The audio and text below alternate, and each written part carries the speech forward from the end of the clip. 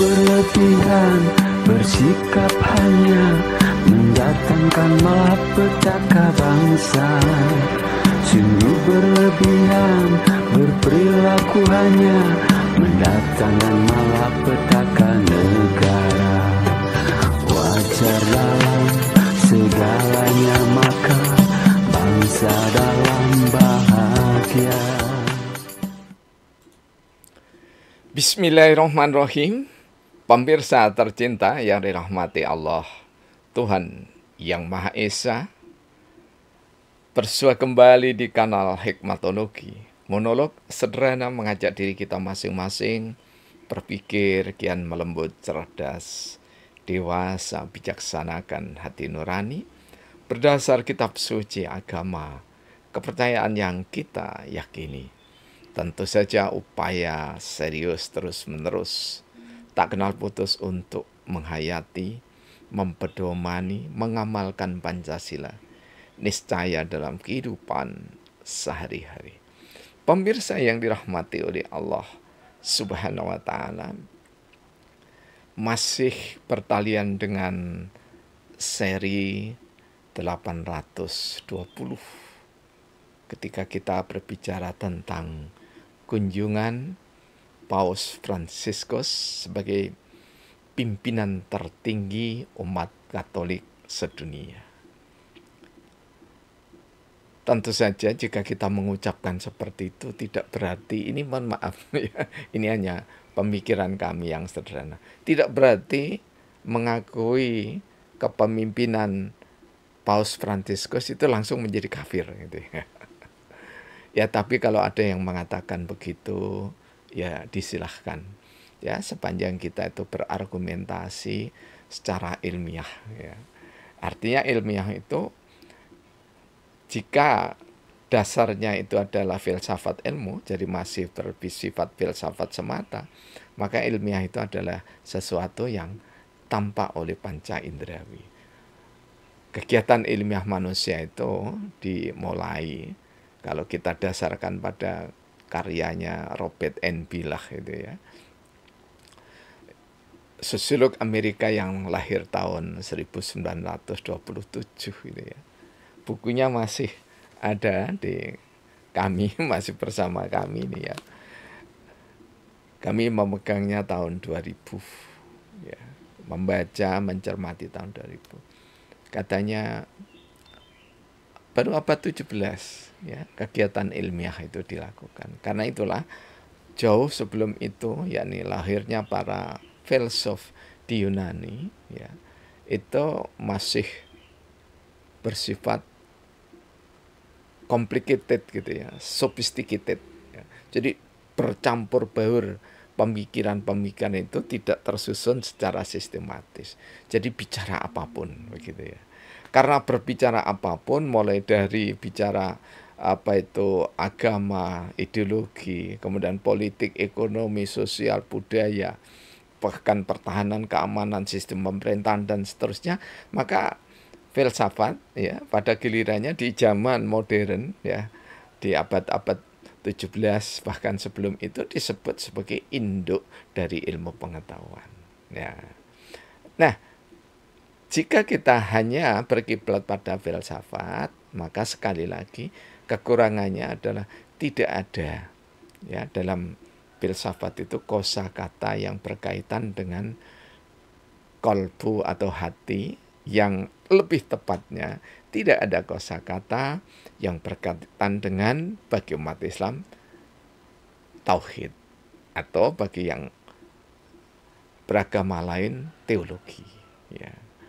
Teologi atau tauhid itu baru Immanuel Kant ya yang getol untuk menyuarakan teologi Kristiani atau Nasrani itu. Nah, kita tidak berbicara teologi, tetapi kami hanya mengatakan bahwasanya ilmiah itu baru saja ya di abad 17 itu ya. Karena itulah kalau kita melihat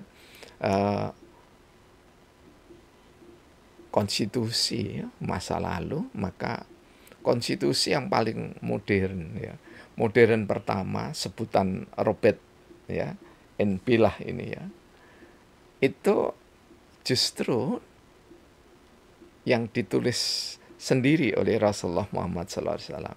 Jadi kami juga mendasarkan pada karyanya Montgomery Watt ini ya, dan dalam Islamic Political Talks atau pemikiran politik Islam. Ya. Sekaligus menepis ya orang-orang yang tidak pernah belajar agama dengan baik, tidak pernah belajar ilmu politik dan ilmu-ilmu yang lain dengan baik, itu justru meminta supaya agama dan politik itu dipisah. Nah, itu kelihatan sekali kalau tidak memahami politik, ya, tidak memahami agama. Karena kalau kita melihat penulis-penulis hebat, cendekiawan hebat ya, semacam Max Weber ya, dan yang lainnya, itu justru mengimani agamanya, dan dengan agamanya itu dia menulis antara lain The Ethic Protestan ya. Jadi etika Protestan ditulis oleh Max Weber itu dengan bagus untuk menunjukkan bahwasanya supaya orang itu punya kapital ya, punya modal yang bagus ya, yang diridhoi Tuhan ya, versi Kristiani, maka orang itu harus mempelajari Protestan itu ya, supaya ada semangat untuk merubah kehidupannya dari miskin menjadi tidak miskin, dari tidak miskin, sekedar tidak miskin menjadi kaya yang dermawan. Itu antara lain klausul-klausul pemikiran modern ya. Nah, pemirsa yang dirahmati oleh Allah Subhanahu wa taala, kami ingin menyampaikan bahwa ketika negara dalam keadaan kurang bagus ya, carut marut gitu ya, mulai dari penerapan konstitusi, ideologi dasar negara Pancasila. Ini ketika tidak diterapkan, maka orang sebagian ya, sebagian itu yang sebagian kecil saja ya, yang belum belajar keilmuan yang lain-lain ya, atau multidisiplin itu belum dipelajari dengan bagus, maka sederhana bahkan ada yang deklarasi ya.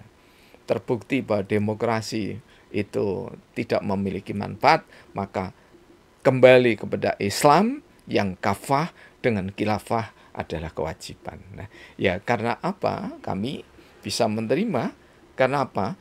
Referensinya itu hanya pada referensi masa lampau, kemudian hanya terkungkung pada kacamata shadow gitu ya. Artinya apa?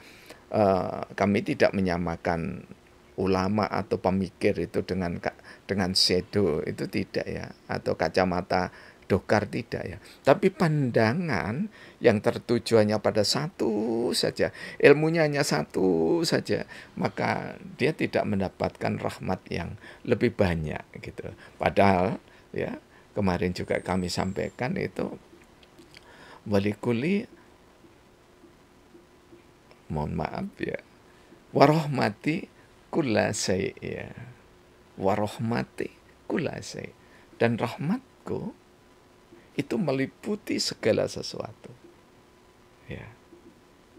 Jadi rahmatnya Allah itu meliputi segala sesuatu. Kalau begitu apa? Segala sesuatu yang diciptakan oleh manusia itu bagian dari ayat Allah yang dirahmati. Das Kapital karya Karl Marx menurut saya itu dirahmati. Karena apa? Sampai sekarang ada orang yang menggunakan, bahkan tidak menggunakan, tapi menjadikan dasar pemikiran kapital Marxian ya, Marxisme itu sebagai piranti untuk menggulkan pemikiran-pemikirannya. Itu dirahmati. Dirahmati itu diizinkan ya, salah satu maknanya. Tetapi kalau dirahmati yang diridhoi itu sesuai dengan syariat Islam.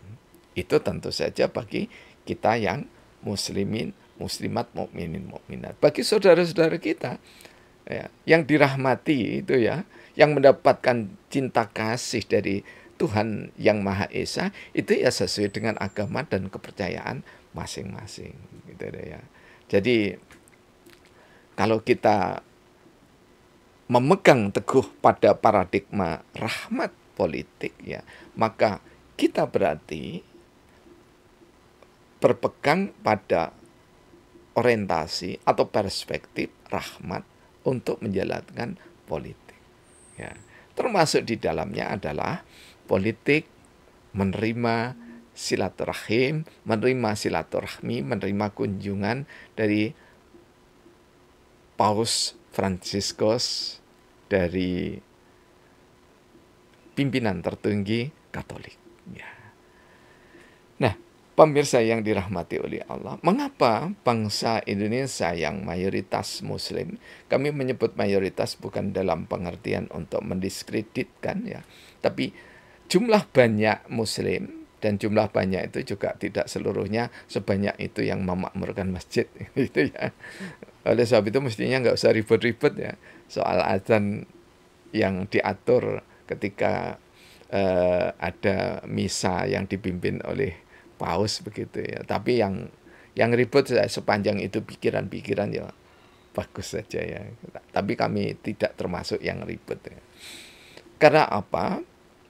Karena boleh jadi pikiran dari menteri atau menteri yang membidangi informasi dan komunikasi itu pikirannya begini. Kalau adzan kan sudah tiap hari, tapi ini kunjungan paus itu adalah baru kali ini yang berkaitan dengan jeda adzan, kemudian hanya running saja, gitu ya. Nah, pikiran seperti itu juga tidak sepenuhnya bisa dianggap sebagai kebijakan, gitu ya, yang adil begitu, ya. Kenapa? Karena kebijakan itu mestinya itu didasarkan pada input, ya, wait input dan output, kemudian feedback, ya. Jadi jangan tiba-tiba seperti bintang yang jatuh dari langit. Nah, ini kebijakan-kebijakan di alam reformasi itu banyak yang seperti bintang jatuh dari langit, gitu ya. Jadi tiba-tiba.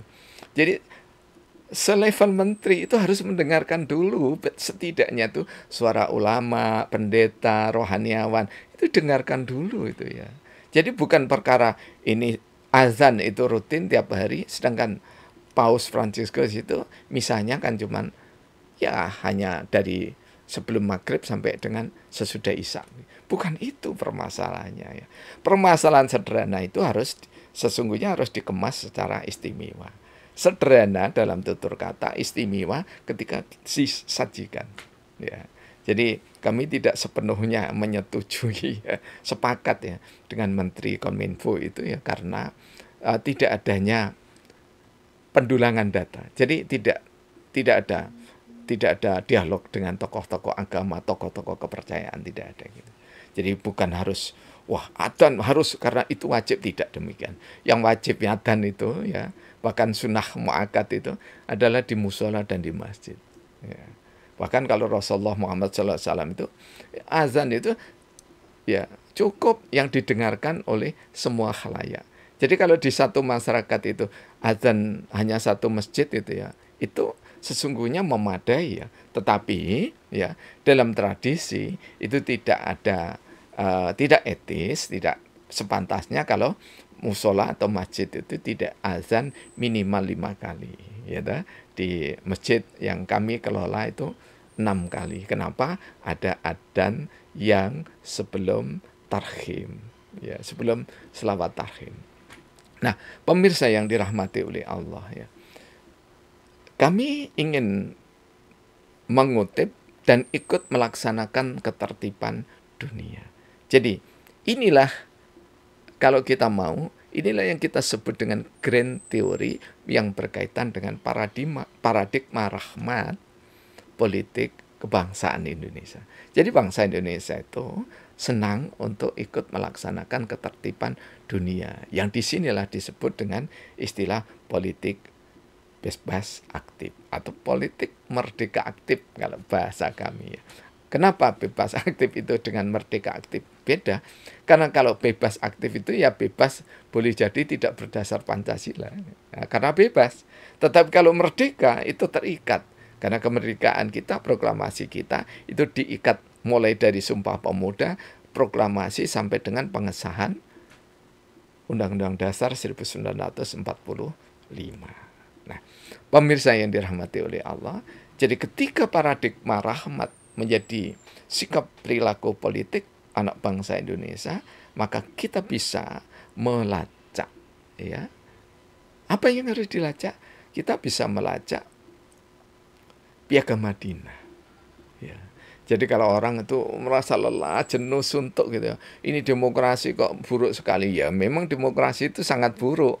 Ya sama buruknya dengan oligarki. Ya lagi-lagi saya kutip berkali-kali, ini adalah penuturan sang republik. Ya, sang pemilik republik. Siapa itu? Plato.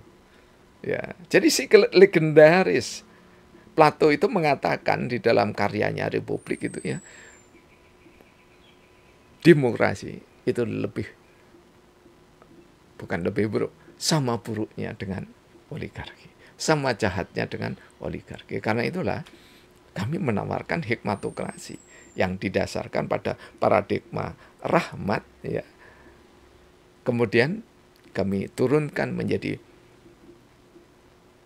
grand teori yang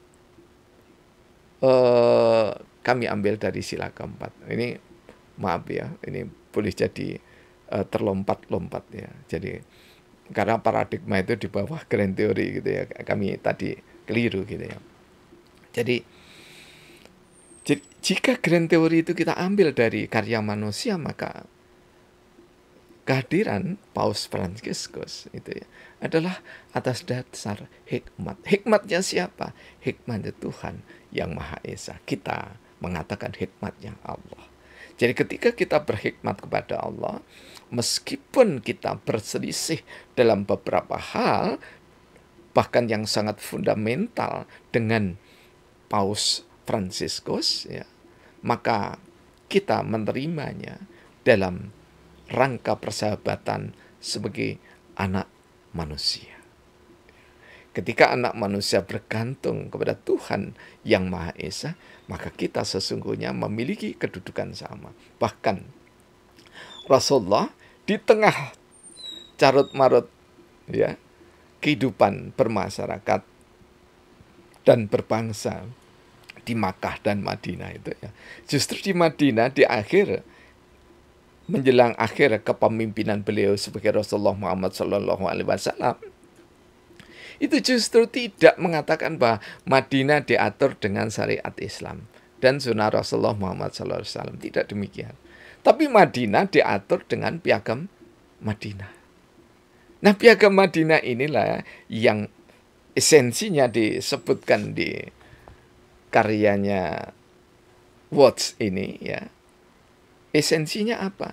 Di situ ada penghargaan antara mukminin mukminat, muslimin muslimat dengan orang-orang Yahudi, dengan orang-orang Nasrani, dengan suku-suku yang tidak disebut satu persatu agamanya. Jadi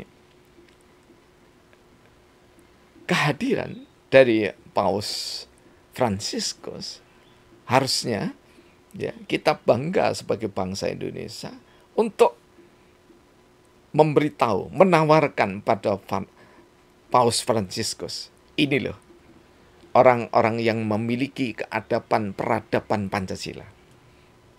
Ini cara kami. Kami tidak setuju dengan Anda ketika Anda menyetujui LGBT dan seterusnya ya.